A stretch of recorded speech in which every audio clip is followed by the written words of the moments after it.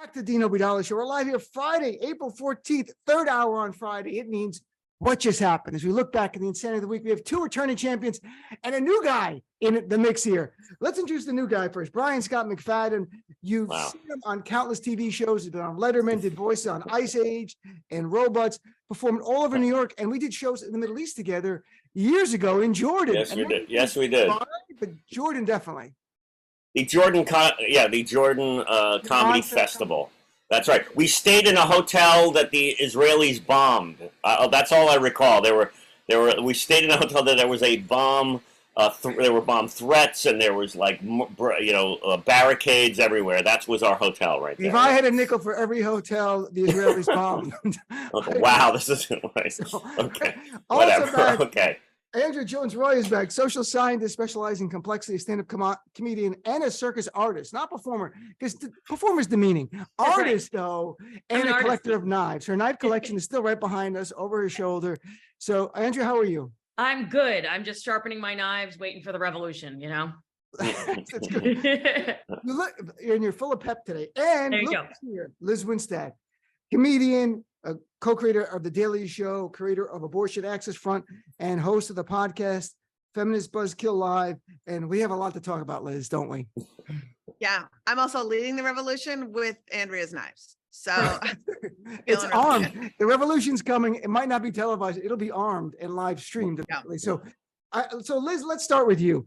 And then, believe me, I think this is going to go for a bit with Liz, but we're all going to join the conversation. Liz, let's take it first. So late or early, almost late last night, it looks like 11 p.m., Ron DeSantis signs effectively a total abortion ban. It's a 6-week abortion ban, and with 2 exceptions for rape or incest, up to 15 weeks. But you have to document to Ron DeSantis that you were raped, or you don't get the benefit of those exceptions. Literally have to produce documentation of being raped. Like, that's the guy, and he has got to approve it. This is bullshit. So my friend Liz, please, as an activist in this space for decades, the floor is yours. What's your reaction to Ron?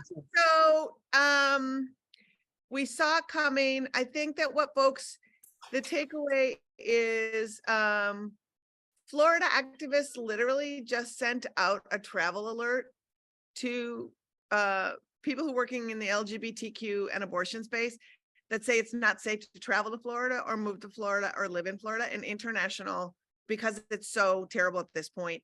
What this ban means is right now they already implemented a 15-week ban in Florida that the Florida Supreme Court will hear, because Florida has a carve out in their state constitution that protects your individual liberties from interference around governmental medical oppression. Wow. Not the phrasing, but they do have that in there, just not unlike several states who have challenged these bans. Mm-hmm. But so right now, the 6-week ban passed last night. 30 days after the Supreme Court rules, we'll find out whether or not that ban goes into effect. Just to give you an idea of what that ban means. From the state of Texas east to the Atlantic Ocean, it means that abortion is ostensibly banned, and 38 million people, women that live in those states, will be living in a state with 2-week access or 0 access to abortion in those states. The states that are due to the north of them are also under strict abortion scrutiny, and then starting to go up the eastern seaboard as well. So if this ruling out of Texas, which I think we're going to probably talk about next, comes down, the number of people who will not be able to access medication abortion, which is the #1 way that people get abortions these days, will skyrocket. It's unreal. And now Scott McFadden, a spokesperson for Governor DeSantis. Yeah. Thank you. Thank you. My first appearance on the show here, and I get handed the hot potato of abortion right after that eloquent monologue. So I mean, what's your take on? We've talked about politics in the past, but I don't think we've talked about this issue. And there's a reason why, because up until Roe v. Wade being overturned, it was always a threat, but it wasn't a real, except for people like Liz who were in that space going, "Wake up, everyone." I think a lot of us thought it was settled law. So you're like, okay, it's red meat, but now it's real. It's no longer red meat. It's affecting women's lives and their health. Not only that, but the Republicans kind of got stomped in the midterms. Everyone expected that, and no one. It's the weirdest thing. It's like, is this really a winning issue? They're alienating a lot of people on this one, it's really an amazing thing. I don't know whether they're just hitting the suicide button. They got nothing else to offer, and they just got to double down on all of this stuff. But it's fascinating because this does not appear. And I've heard scuttlebutt from certain sectors where they say that this is not a winning. What are we going to do about this? They always used to use it to raise money. Oh, we're going to overturn Roe v. Wade. I'll appeal to that we're going to do it. We're going to do it. And then they didn't. They're like, uh-oh, now what do we do? And because it's sort of alienating, but to a large base, but it doesn't seem to be affecting dissent. I don't know. And DeSantis seems to be still popular there. I don't know what, what I mean? Like for whatever is going on. Florida is such a crazy, they always say, with age comes wisdom. And whoever says that with age comes wisdom has never been to Florida. Okay, because there's a lot of age and there's the level of wisdom is not always the highest there. And just one last thing about that. I don't understand one thing. I do have one rather wry comment about the abortion issue, which I should say, because the people that are against abortion are always also very often against immigration, and so so they have no problem sending children who don't belong here back to where they came from. So I always say, don't think of it as an abortion, think of it as a celestial deportation. Okay, so that way everyone's happy. We'll compromise. You know what I'm saying? Is this mic on? Is any? What do I have to do here? Okay. People at home are laughing. People are pulling over. Oh, thank God, someone is. So all right. I love the fact that I'm the first commenter on the abort. Like I know, you know what I mean. Liz Winstead was the first commenter because I know. Second, I know Liz is very articulate about this, and I'm just sitting there going, "Wait, you have to document your rape? Wait a second. Let's go back. What is, you have to. Okay, let me write that down. If that ever, always document your great, awesome. Thanks. Mail it to Ron DeSantis directly. You must provide. The law says, "quote You must provide a copy of a restraining order, a police report, or medical record, or other court order or documentation to prove the person was a victim of rape or incest." So you literally have to bring receipts of being raped to DeSantis. I just want to point out that this is not the only state where this is happening. Right. There's 12 other states that force you to literally report and document your rape before you can access abortion. Andrea Jones-Rooy, as a circus artist, what's your Finally, we can hear what the circus artists think about all this. Yeah. I mean, can you believe this is happening? On some level, it's surreal. It's like a movie, but it's real. That's the worst part. I mean, I've been muting myself while Liz has described the situation, while I scream into a pillow and alternately throw up as I hear more details about this. But I can unmute myself if that would be part of the immersive experience for everyone who's listening. Honestly, it's so unreal that it's one of those, and this is infuriating to hear, but it's just impossible to even comprehend. And Liz, thank you for the reminder that this is, Florida's top of mind because of the news yesterday, and because we're all kind of paying attention to Florida for some reason. But you're absolutely right that this, Florida and Texas we pay attention to, but it's the whole South, and it's creeping upwards. And it's just, I'm sitting here in my Northeast bubble thinking, yeah, but I'm okay. And that's just the wrong attitude to have. And I feel Liz, tell me what to do. I just want to go do I punch Ron? Should I write to him? I'll tell everyone. I'll give all those things. We have a petition that I'll get to Dean. That'll go in the show notes to tell the FDA to do things. If you sign up for us, we're always taking to the streets and getting people to go out on tour with us and to go to some of these towns and stuff like that. We need everybody that we can get comic wise to come out and just be part of the solution and raise awareness, because you're right, people don't know. And by the way, the law, to get it even worse, it also bans a telehealth for counseling for women for abortion care. So it literally so if a doctor goes online, I guess from a neighboring state, to try to give a woman advice about having an abortion, that I haven't seen the language of the law, but the summary of it was that it's banned, and I imagine they're all enforced by felony prosecutions. What a crazy time. It's unreal. Look, this is happening. Liz, let me ask, we've talked about this before. You call them forced birth activists on the other side. The debate we've had on my show a lot, even with members of Congress, is, Democratic members of Congress want to talk about this as a fight for freedom. And I agree with that. It definitely is for reproductive freedom, freedom of self-determination. But I also tell them, if you don't talk about the religious aspect, you don't have any idea where this is going next, because it's not just abortion in a vacuum. It is Christian nationalism. They'll never use the term Christian nationalism, even though academically that's what it is. But I'm trying to get them to use at least religious fascism. But look, you've been in this space for a long time. Should we acknowledge the religious component of this to at least understand where they're going next, which is birth control access and abortion, birth control, and just down the line where they're moving to. Yeah, we should. And we should also acknowledge that in Florida right now, a multi-faith coalition of people has sued, saying that their religious rights are being violated. People who belong to Unitarians, Jews, Muslims, etc. So it's happening in Kentucky, these Indiana, Florida, these cases are popping up to say that religious freedom is being violated. And unless we live in a Christian state, then that is what's happening. And so I feel like, yes, because the truth is, when we're looking at these laws from that lens, and we're especially looking at the Texas case that we have been watching, and when we have a group of religious extremists we have a religious dentist who said that they brought the suit together because they said they would be overwhelmed and harmed by this law of patients coming to them seeking care, and they'd be overwhelmed by it. That's why they have standing. It's like, Right. if you're a fucking pro-life dentist and somebody needs an abortion, they're not coming to you unless they're confused about cavities. So what is wrong with you?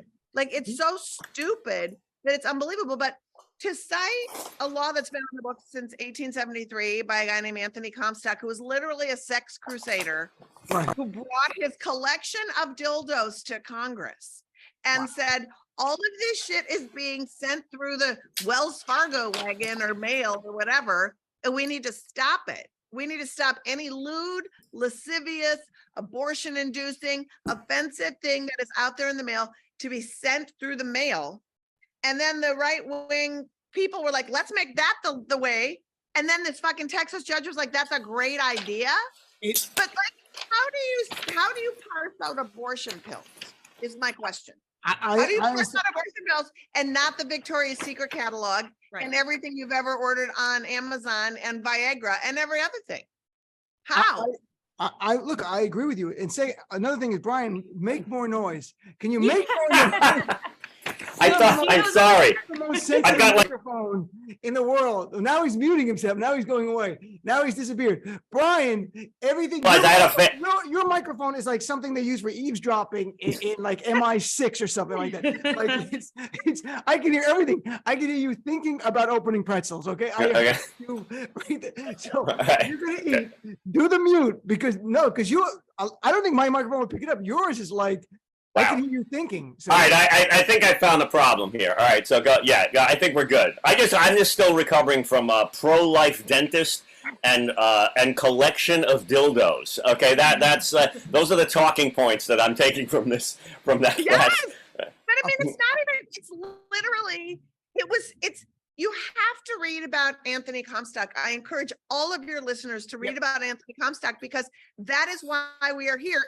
And all these well-meaning Democrats who are always going to do something and who are constantly aggrieved, this law has been on the books. They could have taken this law off the books any number of times. We have talked constantly. I've talked on your show repeatedly, Dean, about Michigan and Wisconsin having these antiquated laws that we call zombie laws on the books that the right wing is enforcing. Those states went to great lengths to take them off the air. I doubt that Congress didn't hear about these laws. I've been screaming to Congress people, please repeal Comstock when we had the majorities. It never happened. Wow, you did tell them. You flagged that thing. It's interesting. Here we sit. We could have taken this off the books, and this judge would not have had a case in Texas. Wouldn't have had a case. Right, and we didn't explain to everyone the reason Liz is citing this law from 1800s, Comstock Act, because Judge Kaczmarek, the horrible judge in Texas, who said, I'm overturning the FDA decision from 23 years ago to ban the abortion pill, cited that law. And it's outrageous. But look, they'll look for I read that opinion. The opinion of that judge was like an anti-choice activist's pamphlet, because that's all it was. It really was. Yes. He didn't use terms like fetus or abortion. He used human life, the unborn child. Unborn life. So remarkable. And words like abortionist and chemical abortions, like abortions are done with, turpentine. Right. Well, they are now, but it's like, God. I mean, really, I think every time an egg is released from an ovary, that's a potential human life. And so we should force women to have kids every time they ovulate. I think that's what he's getting to, right? Like That's really what they want. Yeah. That's what those evangelicals want. Yeah. And they pump out like, kids. yeah, there's a unique DNA. You know what else has a unique DNA? Cancer. Should we not treat cancer? Yeah. Like, what are you even saying? Yeah. Stop talking. So Brian, Also, I have a question. go ahead. Yes. Brian, this is my Brian, family. no. No, I want to hear more from the circus, the circus community. Okay, I think that's important to hear from me. What do I know? But the jugglers and the mimes, this is the community we need to know about and have our finger on the pulse of. Scientist, Brian. Yeah. Yeah. Specializing complexity, who happens to sidelight as a circus artist. So for the record, I would rather eat all of these knives right here live on air than live in a country that's going to continue down this path. So you can hold me accountable for that, and we'll check in a year. I have two questions. One, Liz, can you run for president? Thank you. And two, this point you made about how are they going to regulate the banned pills? It's like, yeah, we all get all this stuff for mail. I can order all kinds of weird stuff into New York City that I technically shouldn't be allowed to do it. How are these the same people who are saying, oh, gun bans won't work? Like, people will get guns through illegal means. Like, they're making the argument over there that bans don't work, and then they're doing it here. It's like they only work in the one that you care about. Is that what's going on here? Like, but also too, like, let's take that one step further, right? Who gets, like, the Supreme Court ruled with Larry Flint years ago, saying, I don't know what's pornographic, but I can tell you when I see it, right? Who's to say that stockpiling AR-15s and bump stock shit and all that is not lewd, lascivious, amoral, harmful, all of that? What if I want to make that case that I find that semi-automatic weapons or any weapon made after the musket, I am aggrieved and I am grossed out and I'm sexually turned on by a bayonet? So when I see it, I want to jerk off in front of children. What if I said that? Yeah. I think you know what I mean? Like, I don't know. It would be interesting, but I don't know if it would sway the court. But Brian, I'm glad someone's finally saying it. That's what I think. Let me talk to. Let's bring in Brian Scott McFadden for a second. Yeah, because I'm an expert on these areas. Definitely bring me in. Yeah. No, but Brian, okay, let's talk about. You mentioned the court, so let's move on to Clarence Thomas. Right. Now, Clarence Thomas, who first we learned a couple of weeks ago from ProPublica that he's gotten 20 plus years of free vacations, him and his wife, Ginny, and from this rich guy, Harlan Crow, collects Nazi memorabilia, like all rich. Right. Yeah, like who doesn't, though? Really, Dean? Come on. Don't we all have... Right now, I've got a Heinrich Himmler figurine right behind me. So, you know what I mean? Like, folks. I don't know. I really want to know if his yacht is called the SSSS. That's great. So don't you think, so he didn't tell us for 2 decades he's getting these free vacations. He said he asked people if it was okay. I guess he asked his wife, Ginny, and she's like, yeah, let's go. Like, everything's fine. Don't you think we should know if Supreme Court justices are being feted and taken on big trips by GOP donors giving $10 million to Republicans who's active in Republican circles? Don't you think it's kind of relevant? Dean, I think you're really nitpicking here. I mean, come on. Do we really want to know how the sausage is made, Dean? I mean, these are the deals. Don't you want these things cloaked in the dark? Look how upset we all are. I prefer it when it was in shrouded rooms where all of these deals were made. You know what's amazing to me is that where's the drain the swamp people and the anti-corruption people on this one? You know, there we go. You know what I mean? Where's the outrage over, it's all corrupt and it's the human centipede of money and influence and everything else? Where is that crew on this? I don't hear anything from those guys. I'm fascinated by the silence and the crickets that I'm hearing.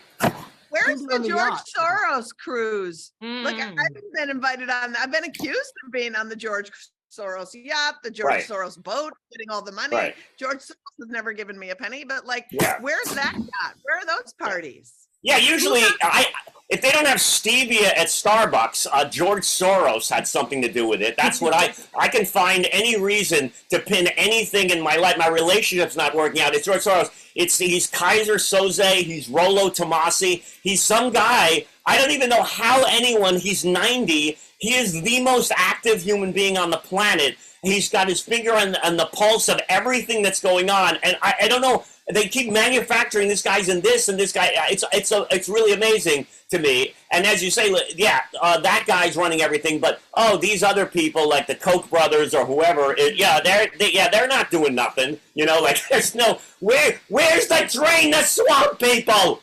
Brian's Andrew, let me ask you, as not as a circus artist here, as a specialist in complexity and scientist. Here. I need more info on the complexity in circus performing thing. I love this. Brian. I know she's a sociologist. I get it. Whatever. Move on. What do you mean move on? Brian You brought it up. It's funny you brought it up, and then you're like, move on. All right, Andrea. Yeah. This idea of George Soros controls everything. Look, a lot of times people on the left will call on and go like, it's anti-Semitic or whatever. I don't even know if it's anti-Semitic then. I have no idea what's going on anymore. I think for some of them it is, people are a puppet of George Soros, so it's the idea of Jewish bankers or Jewish money. But for others, it's a boogeyman. Who is this work for? Like, do you think it's just on the right, it plays to them? I don't understand it. I'm like, okay, George. It's just easier to say that there's someone pulling the puppet strings. It's why we're all drawn to conspiracy theories. Well, not me, because I'm a rational thinker, but why other people are drawn to conspiracy theories, right? It's because it makes more sense to be like, everything is part of this organized network. And there is some anti-Semitism and there is some general paranoia about it. But I'm with Brian. I don't know. I keep forgetting he's alive. He's so old. Like, what is he doing? And the only reason I'm vaguely aware that he might be alive is that the right is so obsessed with him. And I just can't imagine someone having that kind of influence over anything. And as Liz said, it's like, come forward if you got money from him and let's have a party. And people, right. And I always hear that, it's an anti-Semitic thing. I really genuinely think that's giving too much logical credit to, you know what I mean? Like, I think it's just like Slender Man or just an invented guy somewhere who's doing something. And just people just start nodding their heads for tribal solidarity to go, that, whatever that. And nobody even knows or even knows any about, I had to Google. I didn't know who the guy was. I have no idea who George Soros. Yeah, and yes, he donates to democratic causes and all this stuff. Whatever. But to attribute to him these super mastermind, ultra criminal, super Kaiser Soze qualities is just basically, I've run out of material. It's like the arms to the arms bit for comedy, where you don't know how to close. You have no closer. And you just go, all right, somebody come up here and stick your arms through me, and I'll go, hi. And that's like anything. It's like hack. It's just basically hack comedy at this point. I agree. It's not based on reality. Let's take a quick break. And the first part of the show is brought to you by George Soros. If you're going to be controlled by somebody, make it George Soros. So, no, let's take a quick break. We're going to come back with more of what just happened with our friends Lizz Winstead, Andrea Jones-Rooy, and Brian Scott McFadden right after this. All right. Ready? And we come right back. And welcome back to Dean Obeidallah Show, Friday, April 14th. And all three people have stayed for a change. Brian Scott McFadden, Andrea Jones-Rooy, and Lizz Winstead is still remaining here. By the way, Liz, I got to get your reaction. The new reporting from ProPublica is that this Crow guy Clarence Thomas sold houses to Harlan Crow, and Clarence Thomas's mother was still living in the house until like 2020, bought it years ago, did repairs to the house, no idea they're paying rent to him. What do you think is really going on? Because we don't know who. We saw some pictures of Clarence Thomas with some of the big Republican other donors and this guy. Like, this should not be happening when you're on the Supreme Court. Well, I mean, the first thing I thought was, is it Anne Frank's house? Whose house did he sell? This is like such a fucking mess that I'm like, who is selling what house at this point?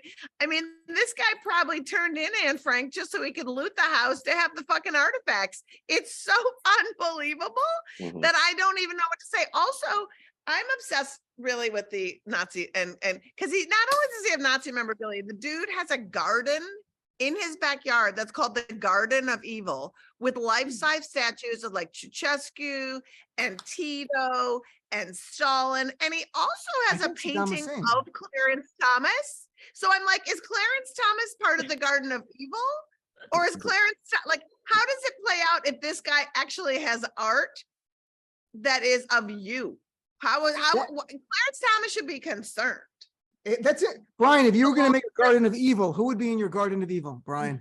Wow. This is a tough one, Dean. Anyone who hasn't booked me in a while. That I make this stuff is personal for me, Dean. Right? I know there's bigger fish to fry on the national stage and in the historical books, but people who don't book me, I'm kind of, you know. By the way, I think we need to vote for Barbara Corcoran so we can get all of the corruption of real estate out of the, you know what I mean? She's the one, Barbara Corcoran. That's an obscure reference for all you kids at home. Barbara Corcoran's on Fish Tank. She's head of Corcoran Realty. I just wanted to get her. Yeah, whatever. Hey, what do you want? They can't all be winners, Dean. Okay, I'm trying to weave in. Give me your pitch for Fish Tank. Let's not do it like we're Shark Tank. You get pitch Fish Tank to us because I'm intrigued by it. It's a real estate. I just figured Clarence Thomas real estate. You know what I mean? I threw in a Barbara Corcoran. Shark Tank are big wealthy people you pitch to. Fish Tank, you pitch to like middle class people, don't have much income, and they go, "Well, I like the idea, but I can invest $800. Like, I need $450,000." I think it's just Kickstarter, right? That's Fish Tank. We can start one. I like the idea. On this show, we come up with pitches that have changed the world. Brian's got me right. Andrea, if you had a garden of evil, who would be in your garden of evil? I think I'm glad Liz brought up the Garden of Evil, that Harlan Crow, which sounds like a fake name anyway. It sounds like a villain in a movie in any event. I'm like, your name is Harlan Crow and you have a Garden of Evil, and like you're telling us you spent millions of dollars on a Garden of Evil. That's how rich you are, or do you actually like these people? Is that what we're really getting at? I think you have a crush on them. Right. You have a weird obsession with them. I mean, the political. This would be a diverse garden, so we'd have some contemporary political figures. So Trump, DeSantis, MTG for sure. Yeah. Maybe one wing. Another wing would be a classmate in high school in the year 2000 who wrongly accused me of misdeeds and then like started this beef that had nothing to. Anyway, she's in it. Wow. Every student who's ever said anything mean to me in a course evaluation. So that's going to be like acres and acres. It's a huge garden. Oh, because you're a professor. I am. And course evaluations are artist. I noticed there's an absence of circus performers in that garden. They're fine. They're fine. Yeah. Okay, so let's change gears here to a guy that a lot of us, I don't know if we put him in the Garden of Evil, but we wouldn't defend him like Marjorie Taylor Greene. Jack Teixeira, 21 years old. They call him the baby face. I saw a picture. He's a kind of baby face. He's 21 years old. This is what you look like.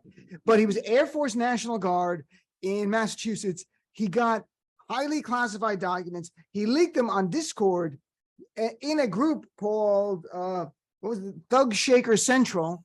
That's where our top secrets are being leaked to. That's what it was called on Discord. Thug Shaker Central, where they exchange memes. Some were racist, apparently. No surprise. Wait, that is shocking in a gamer community on Discord. I know. But how he's been doing this? Here's the wrinkles. We learn more since October. Like no one in the government, like nobody, nothing. Like since October, what happened to us? What happened to our country?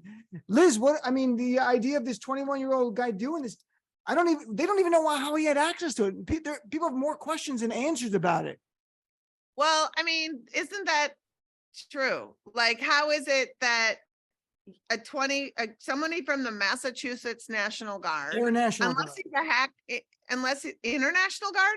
Air National Guard. No, not just Air National Guard. Pardon me, Air National Guard has access to state secrets like that. Yeah, it's all a mystery. I don't have much on this because I'm just like, what do you?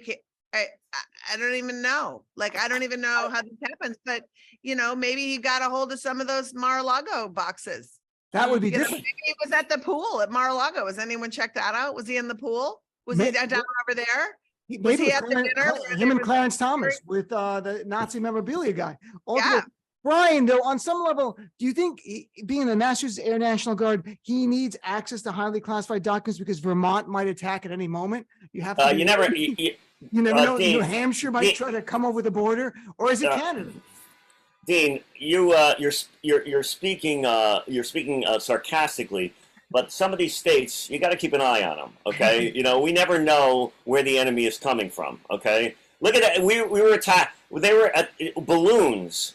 Okay, we were invaded by I don't know about you, Dean, but we spend billions of dollars on the defense budget, and our enemies are attacking us with party decorations. Okay, I mean, I didn't see that coming. Okay, we could have saved billions on our defense budget and just gone to Party City, got a couple of coupons, picked up a couple of bouncy castles, some pin the tail on the donkey, and we would have saved billions of dollars. There's hackers. Okay, this is what I want to understand. We got a hacker guy who's leaking classified material. Whatever happened to asteroids and Pong? You know what I mean? Like,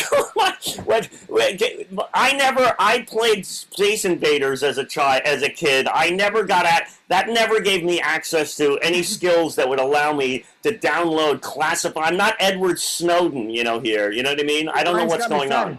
But Brian, on some level, maybe you're making a bigger point. When we were young, Pong fixated. We were hypnotized. Kids today, regular games aren't enough. You need actually highly classified documents to impress your friends. Yeah. Like, what? I can play Space. Are you kidding me? This game AI means nothing. Show me the documents. Like, no, you're a loser. This is really a whole nother level of video gaming that they've taken this to now, which I've never even, Call of Duty, whatever. This is a whole new thing. Oh yeah, Call of Duty. I'll show you documents from the Ukrainian military, like that kind of stuff actually going on. You're right. This is a whole. Andrea, what's wrong with the kids today? Let's get into that discussion. I mean, we got to get them all back on Tetris. That's the only hope for this nation. We got to slow it down. Or I don't know. I never got that far in Tetris. Maybe if you get far enough, we could have gotten classified. Have you watched a Tetris movie? Tetris movie on Apple TV? No, is it good? A movie called Tetris about the guy from it actually is really it's great reviews. It's a really good movie. All right, I'll watch it. This segment brought to you by Apple TV. If you're going to make a Soros-backed television, make it Apple TV. So they got to wait. They have a Donkey Kong movie and a Tetris movie now. No, it's a Tetris movie. No, it's not like it's not like Mario Bros. It's not like the Mario. It's about the guy who came from America. He was living in Japan. I don't want to give it away, but he's an American guy living in Japan who wanted to get rights to Tetris. It was actually created by a guy in Russia working for a government institution. So he had to go there during the Cold War to get the rights. He ends up in jail and all this stuff. But it's a remarkable story. It's all true. Does he collect Nazi memorabilia by any chance? Different guy. That's a different movie. I'm just checking. Okay. Yeah. I'm waiting for the Pong movie. When is the Pong movie coming out? That's why. Imagine that, just like watching a dot go back and forth. I'd watch it. When you think about how simple we were as children, I played that game for hours, like all the time. I rushed home from school. I was so excited for like a movement of a little paddle that was like a line. Yeah. Try to get somebody to play that with you now. Let's start a group online, Dean. We'll play online gaming group for Pong. Here's the problem is that the people who are doing whatever government surveillance we're supposed to keep track of whether these games involve leaked documents, they're even older than we are. And so they don't even understand Pong, right? So they're just like, oh, the gamers, we don't need to monitor them. Oh, are they talking on something called Discord? Is that like an orchestra? We don't know. Like whoever is surveilling this it's not even occurring to them to check there. Yeah, that's a really good point because if you watch any government hearings on hacking, Twitter or social media, or it's hilarious. It's like watching it's like watching a high-tech thing in Boca Raton. People have absolutely no idea what is the thing with the Twitter and the thing with the what are you saying there? Facebook? Yeah, but now what's a reel? Is a reel, what is it, a video? It's a thing? You're an expert. I have a question about my VCR. Can you answer it right now? Because it's been flying. Like, here's the weird thing. When we were kids, although we're all different generations of age, a little bit here, but we're close, that now, like our parents wanted help with the VCR. They couldn't, we're like, okay, here's how you do it. Now it's kids with not just TikTok, other things like Discord or Twitch. They're not hard to use, but they're just not part of my lexicon of things. Wouldn't occur to you to go to. Like this is part of their world. Now it's becoming, because you see like the Chinese spy balloon. Brian, getting back, the genius of that was that they sent China sent the spy balloon, and then TikTok in America, their own app traced it for them. Because Americans are uploading video. Like, look, this is like synergy. Someone got a raise there. But I get Liz, getting back to Christian nationalism here. Marjorie Taylor Greene defended Jack Teixeira, the guy accused, saying he's only being prosecuted because he's white, Christian, and male. Oh. Like, I'm like, this is where we are now, and this is where we are, and it got thousands of retweets because those people, whatever you want to call Well, them. you know, they're very aggrieved. The white Christian men, they're just dying off. You know, I'm sorry, but like, again, it just goes back to, if you can't sell your shitty ideas and you just blame it on us for not buying it, like no matter what it is, and like nothing's being canceled, just have an idea. Ryan, stop that noise. Good at selling.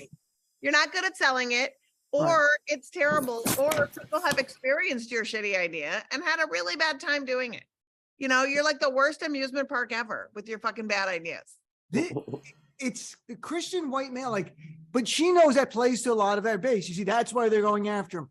While when you live in the world of white victimhood, when there's still a majority, it's dangerous because it justifies anything to them. They so fear losing power. That's why 51% of Republicans view January 6th now as an act of patriotism. It went from, it was Antifa, oh, it wasn't, it was bad, to, oh yeah, it was us and we're patriotic. 51% of CBS poll of Republicans view January 6th, the attack, as an act of patriotism. Yeah, but some of that is, I always believe that some of that is just kayfabe, like from wrestling, where you say whatever the tribe is, tribal talking points are, because, you know, like people like, I want to be part of my community. So what are we saying? Let me get the talking points. What's the memo today? What do we think about this? You know, like it's amazing to me because as an independent thinker, I don't try to buy into just, I'm amazed that people just nod, you know, yeah, and they take polls and people go, yeah, I believe that's an act of patriotism because that's what I'm supposed to be saying these days. I'm not saying there isn't a good percentage of people that say that, but I always I don't as someone you'll have to talk to Andrea about this because she specializes in all that chaos theory and socio-political you know, research and stuff like that. But I always think that polls and those kind of things measure there's a psychological quality to that where people chime in and say what they're supposed to be saying sometimes because as just either to stick it to the libs, right, just to say like, oh, so we'll up the numbers so the libs will get mad, because that's really what the entire political structure is about. It used to be you'd vote for the person you wanted to have a beer with, you know what I mean? And now you vote against the person you'd most like to throw a beer at. That's basically what the entire political spectrum and almost so much of interaction is not for anything. It's just, I'm against that, okay? So let me just vote against that. Because, you know, it's like Trump is basically a middle finger, and that's what people are like going, yeah, if I can't do anything or accomplish anything or believe in anything, I'm just going to vote against something, you know? Well, Thank you. It's hard. It's very good. That was a great TED Talk. And, you know, it's very hard in a way to do things in your life, but it's easier to bring others down, right? I mean, isn't it like, as a comic, I used to joke about like, I really can't help my own career, but I can tear other comedians down. That's much easier, you know, to badmouth them and stuff like that. All comments on social media for anyone is like, well, I can't do what you're doing, so I'm going to insult you. And Brian, you're totally right. That's, you know, we all take polls. It's called response bias. And we say to the person asking us the question, even if there's someone we don't know, you're going to say what you think you're supposed to say. And if you identify as a Republican, you're going to say what you're told you're supposed to say. The only other thing is that I think you're giving most people who are taking polls and most Americans more credit, because from what we can tell, is if you go deeper than the polling and actually start asking people open-ended questions about why they think what they think, no one has any idea what's going on. Like 2% of the population is actually paying attention to politics and can talk about it in a thoughtful way. They listen to my show. That 2%. Present company very much included, right? But the vast majority are like, why do you think it was an act of patriotism? They won't have an answer. And this has been documented since the 1960s. The first time we ever did a study, the researchers came back and the punchline was, oh my God, no one knows what's going on. And from there, the whole field imploded for a while. Well, but people have to answer the question and say something. So the most simplistic thing that they can come up with, or whatever they last heard on whatever news show they're watching, they're going to say, yeah, because they don't want to say, I don't follow that. You know, like some people will, but they go, look, I haven't been following it, I can't chime in. But a lot of people go, I believe I saw something on that show there, or Fox and Friends, or whatever, or there's nothing wrong with a gut feeling on certain issues. Some issues and nuance. Others, it's just my mom, who has like dementia on some level, would always say to me, Donald Trump's an asshole. You know, like, so she got it. Like, it didn't matter, even though things were clouded still, she got, and that's a gut feeling people have, like, Donald Trump is whatever he is. And by the way, I love that Merrick Garland charged this guy like in a week with classified document stuff, and Donald Trump waits like a year and he hasn't charged him at all for the classified document stuff. Do you guys think that like Trump obviously got charged here in New York, and it wasn't something I was rooting for. I really didn't care. I'm like, if the facts of the law is broken, you charge him. For January 6th, I want him charged. That's different. That's because clear, and that's a crime. But do you think the DOJ, I was calling it the other day, and I always lose followers on Twitter when I make fun of Merrick Garland or criticize Merrick Garland for whatever reason. But I was saying that this Garland investigation, it keeps expanding now. They're investigating now Donald Trump's fundraising. I call it the modern opiate of the people. Like, by doing this investigation, keep going. You're never going to have charges. Just like, you see, Jack Smith, special counsel, is investigating for the rest of our lives. Like, that's right. Like, I don't know. I can't tell you with any certainty they'll never charge him. But the longer this goes, the more we're in the election season, the more we're almost at the first primary. January, like February is the first primary. The first debate for the GOP is like 3 months away. And is Merrick Garland really going to charge Donald Trump, the leading Republican, during the debates? I don't think so. Well, people online are always chiming in with their legal opinions. Yeah. Look, I have no clue about any of this, and I'm not ashamed to say that. But it seems like some kind of political calculation is being made somewhere along the line.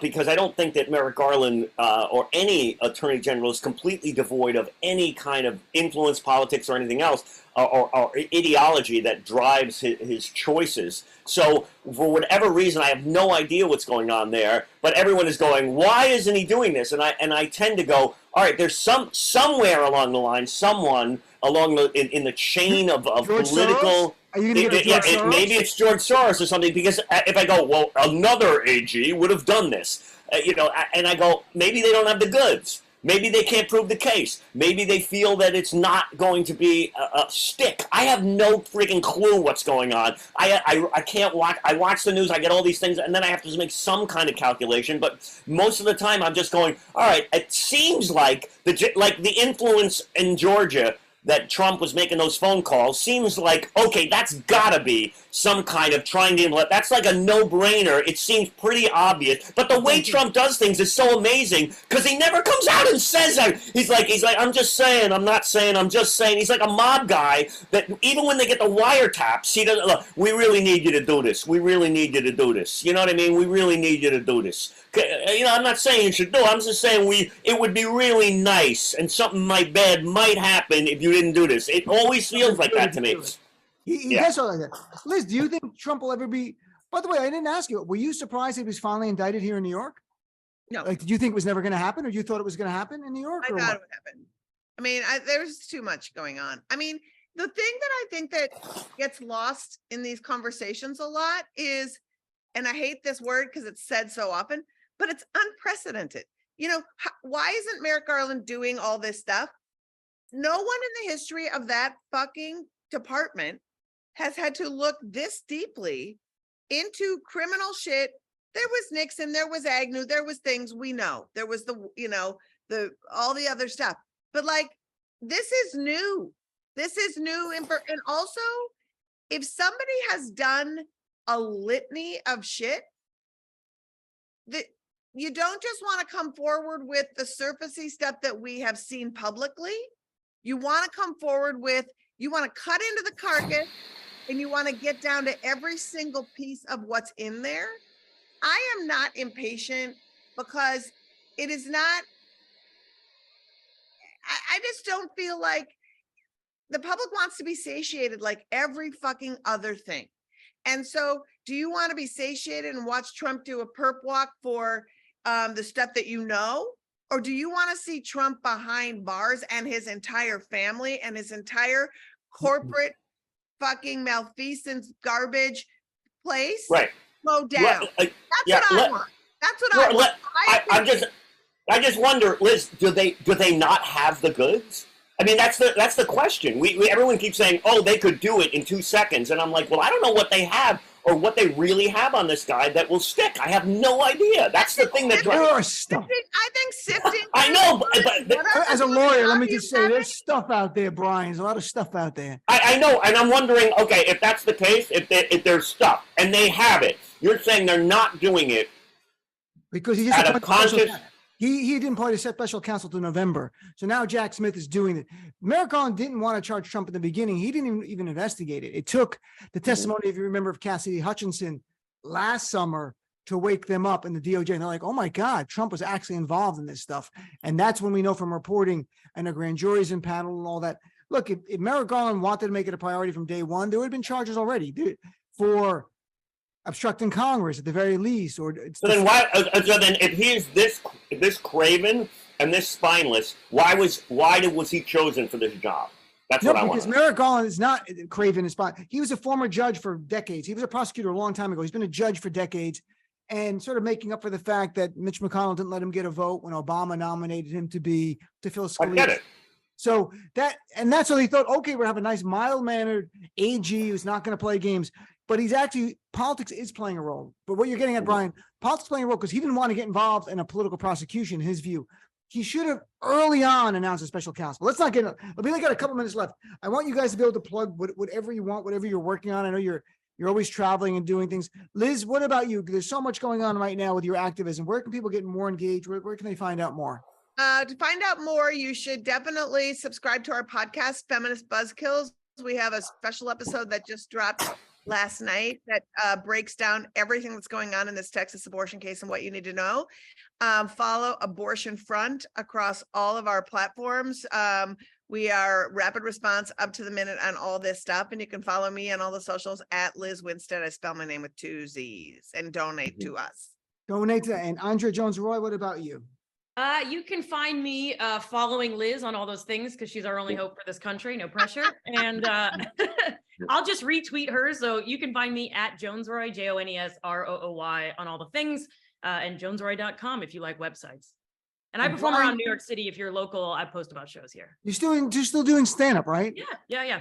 In between teaching and everything else. And Mr. Brian Scott McFadden, who's always working as a comic, you're out there always doing your stuff. Where can people find about you? I'll be at the Comedy Cellar tonight. I will be at the Comic Strip Live on Saturday on the Upper East Side at the Comic Strip Live, Saturday, 2 shows, and at the Comedy Cellar this evening. Also, I want you guys to, I will be in Tennessee on June 24th, okay? Wow. Comedy Fest from the Caverns. We're doing comedy in a cave, okay? Comedy Fest from the Caverns, Pelham, Tennessee, yeah. Look that up. Google that. The Caverns in Pelham, Tennessee, Saturday, June 24th, 8 o'clock. Doors open at 7. It's going to be really fun. We're doing comedy in a cave. Me, Mike Vecchione, Chuck Nice, Ray Ellen, a bunch of other great comics on the show. It's going to be awesome. Get tickets now somewhere. Google it online, right? It's Google it. Google it. The Comedy Fest. Brian, is that what we're down to now? Caverns, yeah. Your liberal comedy is in a cave in the southern states. What's that? Now, comedy in basically the south is in a cave yeah. because it's the only place to be safe. We're going to have an underground railroad for women. I mean, we're really going to have that as you talk about now. The South is blacked out for the ability for women to control their own freedom and self-determination. I'm going to come to the pipeline. But you guys, thank all 3 of you so much for being on. I really